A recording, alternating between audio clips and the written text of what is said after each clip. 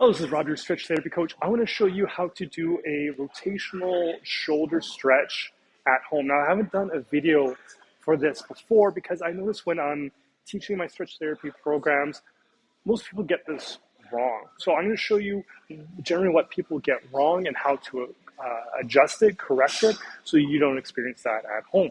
So you want to think about stretching these muscles right in here. They're responsible for what's called transverse adduction. The muscles are already short and tight because you spend a lot of time in this position. So you want to think about lengthening these muscles. We also have the bicep involved, anterior deltoid, plus the pec. And there's a rotational element, so we get a nice little back stretch as well. So to practice this at home or at the gym, what you're going to do is you're going to lay on your tummy. One arm's going to go to the side, half the letter T. Now, what we want to do is touch our armpit to the floor. So you're going to rotate the shoulder forward.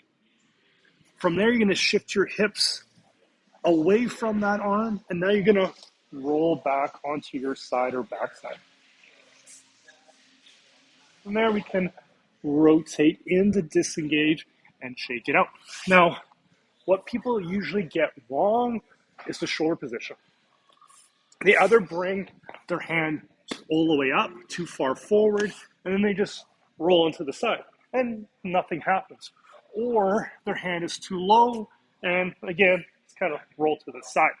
So we want to bring it out about half the letter T. Ideally, hand slightly above shoulder to get into that muscle sling.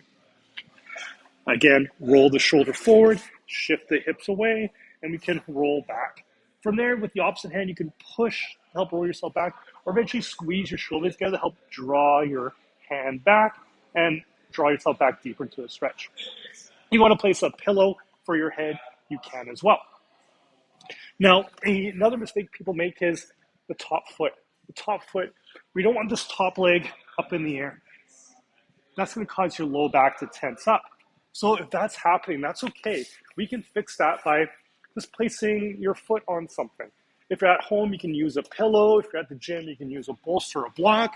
Laying on your tummy, rotate the shoulder in, shift the hips, roll back, and then relax your foot to something. Over time, once the low back relaxes, the hips relax, you can just push that pillow out of the way. So if this top foot's in limbo, place your foot on something. You can hold that for about a minute. You can practice the same technique on the other side. Other arm to the side, half the letter T, rotate the shoulder in, shift the hips, and roll onto your side or backside. Again, if this top leg's in limbo, place your leg, your foot to something so it's supported. If you want something to support your head, you can. You can push yourself back, eventually squeeze the shoulders together to roll back in that position. And we can just practice the hold, relax technique. Focus on a circular breathing in through the nose and out through the mouth. When we're all done, we can turn that in. We can shake out the hands.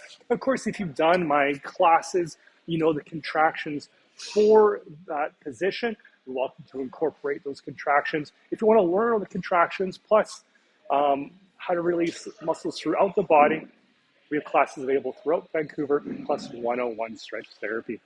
Have a great day.